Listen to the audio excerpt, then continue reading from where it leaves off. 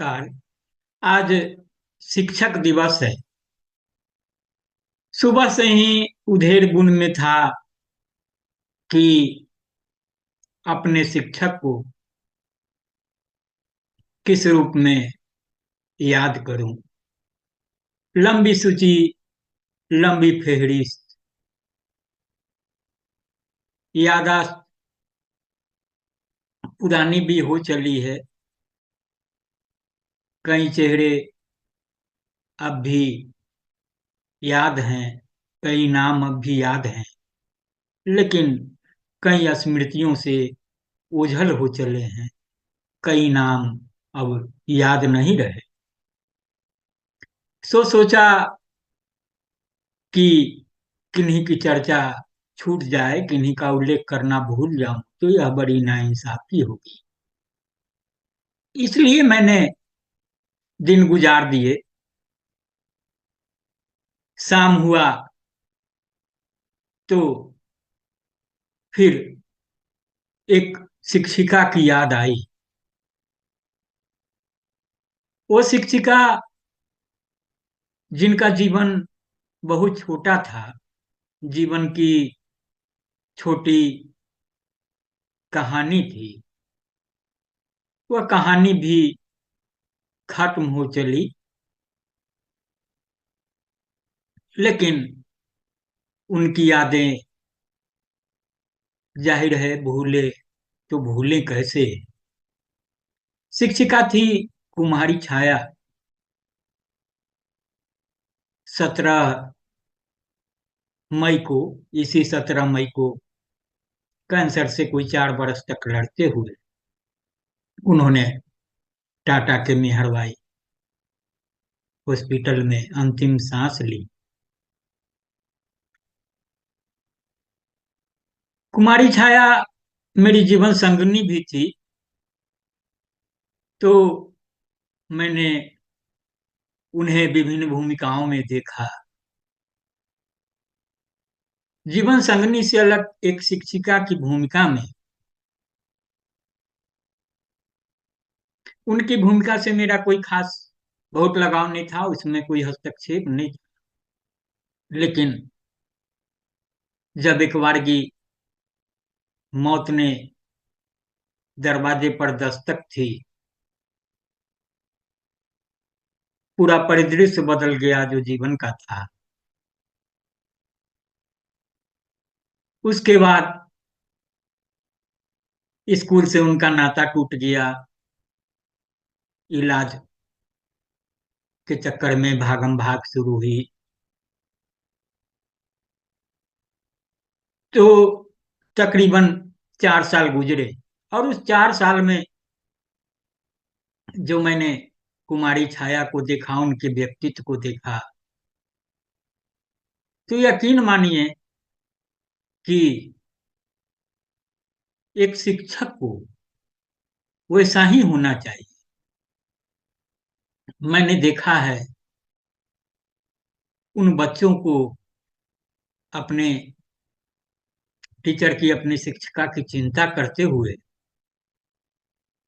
जिसे उन्होंने तब पढ़ाया होगा जब बच्चे काफी छोटे रहे होंगे, बच्चियां काफी छोटी रही होंगी।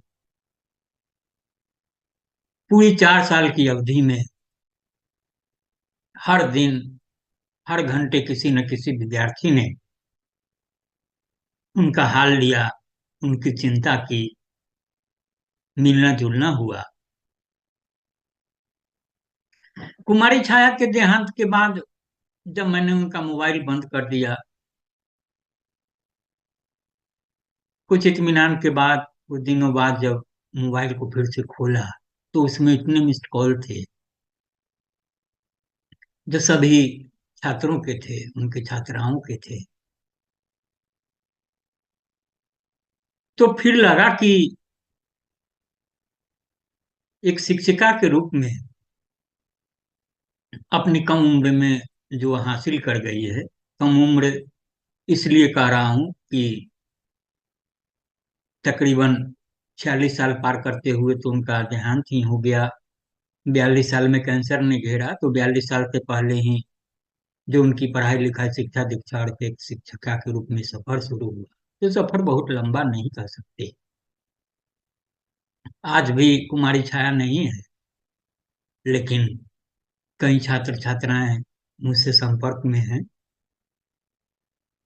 मेरा हाल समाचार पूछते हैं। तो लगता है कि वो जो कमा कर गई हैं एक शिक्षिका के रूप में,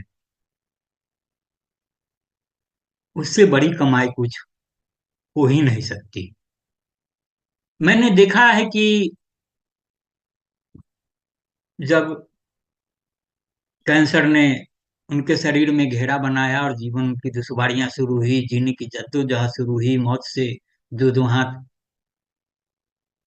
शुरू हुआ, तो उन्होंने खुद को लिखने की ओर मोड़ा।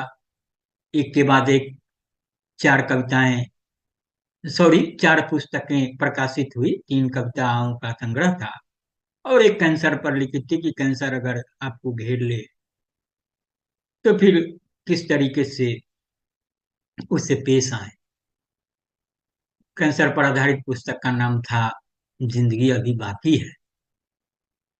उनकी पहली पुस्तक थी एक प्याली चाय, दूसरी उम्मीद की ओर, तीसरी जिंदगी अभी बाकी है, चौथी चाय सा हम सफर, और पांचवी की तैयारी में जुटी थी कि उनकी जीवन की छोटी सी कहानी खत्म हो गई। तो जो उस कहानी का कुछ बचा हिस्सा है वो अभी आपके सामने होगा। पुस्तक आएंगी, मैं उसे अंतिम रूप देने में लगा हूं। तो मैं बात कर रहा था छात्र छात्राओं की। तो कई छात्र छात्राओं के नाम तो मेरी जुबान पर हैं, लेकिन मैंने देखा है कि जब उनकी पुस्तकें प्रकाशित होती थी तो छात्र छात्राएं उसे बता बजाबता ऑनलाइन परचेज कर खरीदती थी, उनके साथ तस्वीरें लेकर भेजती थी, और कुमारी छाया जब उन तस्वीरों को अपनी टिप्पणियों के साथ सोशल मीडिया पर शेयर करती थी, और उसमें जो मनोभाव होते थे, तो जो एक गुरु शिष्य का होता है। कुमारी छाया कहती थी कि खुशियां कभी कभी बिना बोले हौले दस्तक देती है, मौका चाहे कुछ भी हो। कहती हैं हमसे कि तुम थोड़ा मुस्कुराओ, मैं थोड़ा और तुम्हारे पास आऊंगी। और मैंने महसूस किया कि आंखों में जो अश्क थे वो भी खुशी के हो गए हैं। उनके कविता है, उसका भाव देखिए, पंक्तियां देखिए। मन के अंदर झांका है कई बार, शांत बेचैन खुशी गम, तरह तरह के भाव, सबसे सुंदर स्वयं से प्रेम का भाव।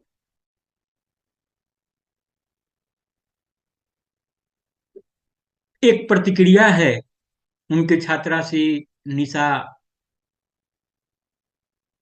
जिसने चाहे साहब सब पर पुस्तक खरीदी और उन्हें पुस्तक के साथ अपनी तस्वीरें भेजी, तो उन्होंने बहुत सारा स्नेह और आशीर्वाद दिया। यह एक दर्द बांटने जैसा था।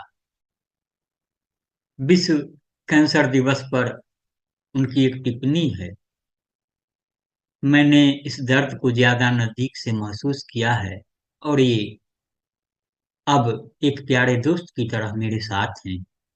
इस दोस्त ने मुझे आत्मविश्वास के साथ जीना सिखाया, ये बताया कि मृत्यु अटल सत्य है और इसका समय निश्चित है, उधार नहीं ली जा सकती है।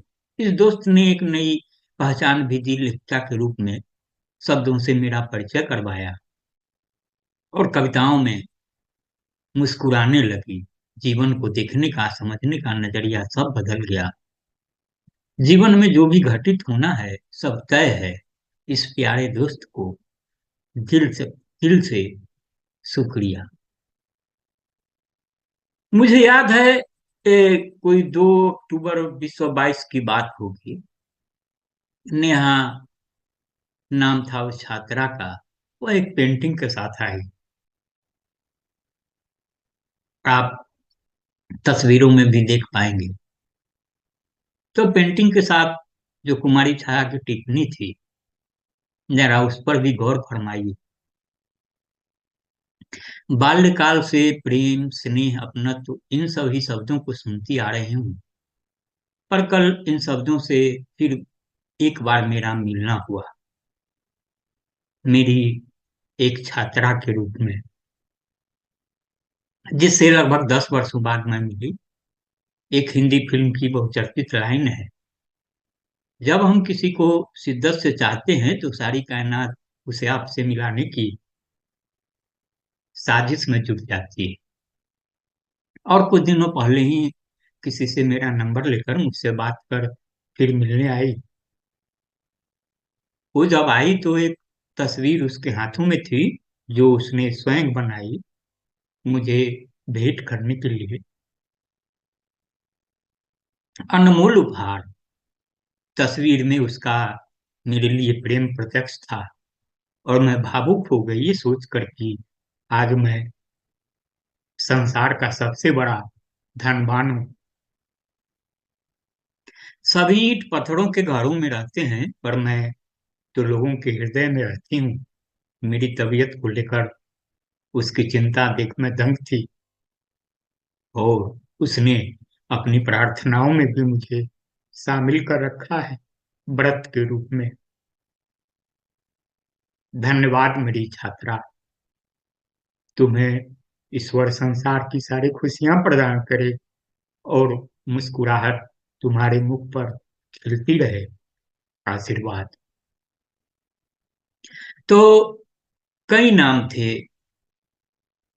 ये नेहा सिंह थी। उसके अलावा नित्या, तबस्सुम, सगुप्ता तो मैं सुनता ही हूँ। उसमें शशि भी शामिल था। शशि का आना जाना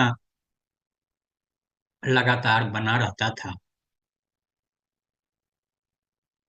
बच्चों ने साथ मिलकर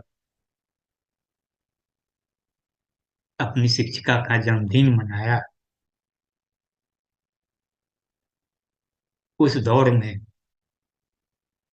जब जीने की आस आहिस्ता आहिस्ता छूट रही थी,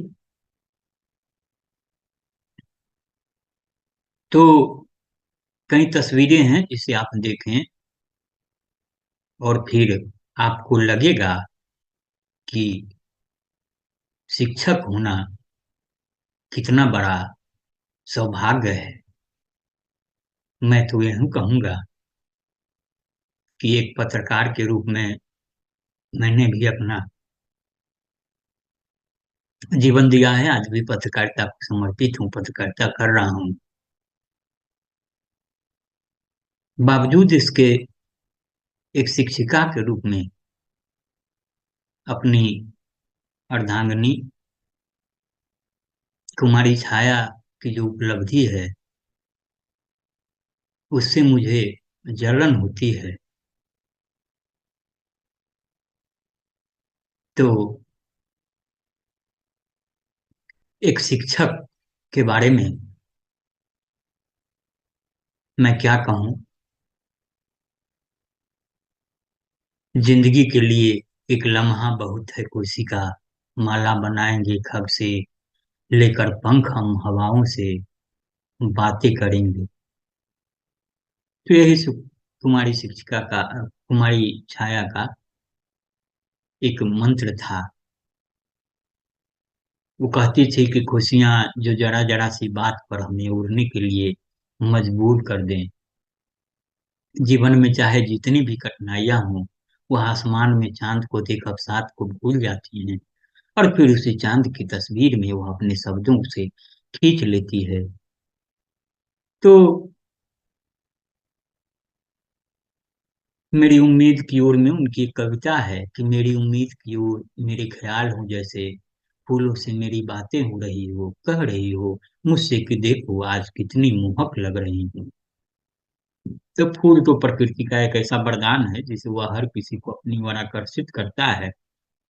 और यदि वही फूल जाड़े की शुरुआती धूप में खिले तो कुछ इन पंक्तियों की रचना होती है।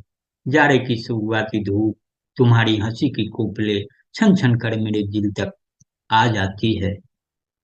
तो कुछ इसी तरह की बातें हैं। तो आप इसे सुने और गुने। आज इतना ही। नमस्कार।